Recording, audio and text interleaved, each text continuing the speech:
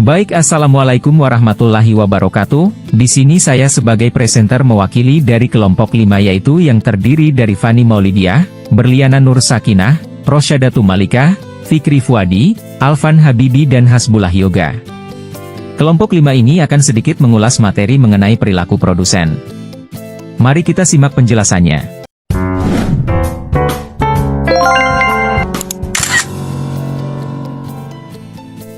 Baik, yang pertama ada 1. Keputusan produksi terhadap teknologi. Produksi adalah proses menciptakan atau menambah nilai guna barang dan jasa. Teknologi berperan penting dalam meningkatkan efisiensi, efektivitas, dan kualitas produksi. 2. Keputusan produksi terhadap kendala biaya. Dalam memproduksi output, perusahaan terkendali oleh keterbatasan sumber daya.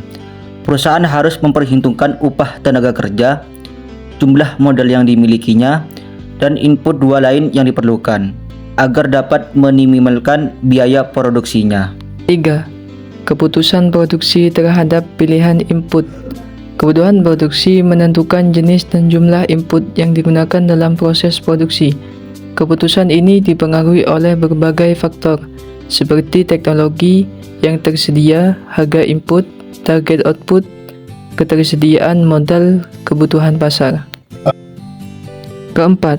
Pengertian produksi dengan satu variabel adalah pengertian analisis jangka pendek di mana ada faktor produksi yang tidak dapat diubah.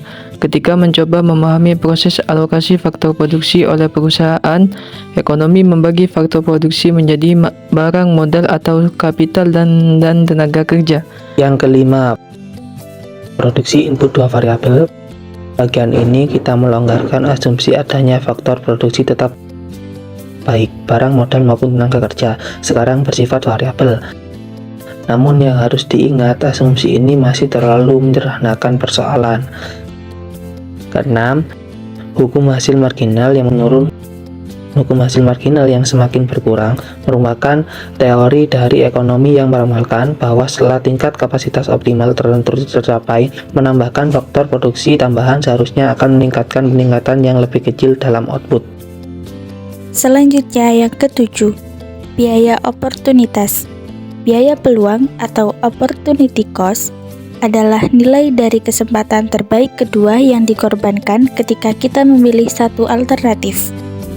Dengan kata lain, biaya peluang adalah manfaat yang hilang karena kita memilih satu opsi dan meninggalkan opsi lain. Biaya ini muncul karena keterbatasan sumber daya.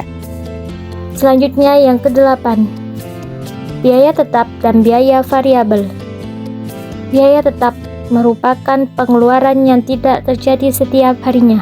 Contohnya sewa, pajak, gaji, depresiasi, biaya, bea, asuransi, dan lain-lain. Biaya variabel, biaya yang dikeluarkan dalam rentang waktu yang lebih pendek, mungkin satu kali atau setiap harinya. Contohnya biaya pengepatan, pengiriman, material yang dikonsumsi, upah, dan lain-lain. Pembahasan selanjutnya. 9. Biaya jangka pendek dan jangka panjang. Biaya jangka pendek, biaya yang menunjukkan faktor produksi tidak dapat ditambah jumlahnya. Salah satu, produksi bersifat tetap, yang lainnya berubah. Biaya jangka panjang, biaya yang menunjukkan semua faktor produksi dapat mengalami perubahan. Semua faktor produksi bersifat berubah.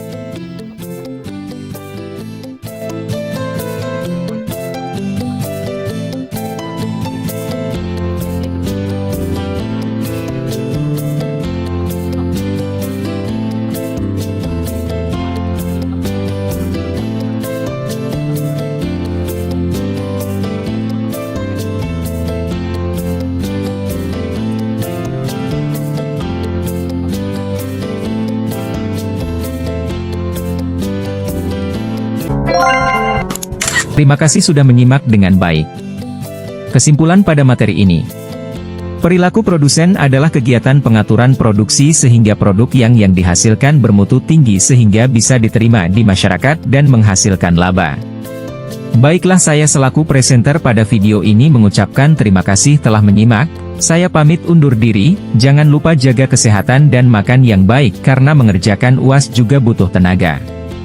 Thank you for watching. Wassalamualaikum warahmatullahi wabarakatuh.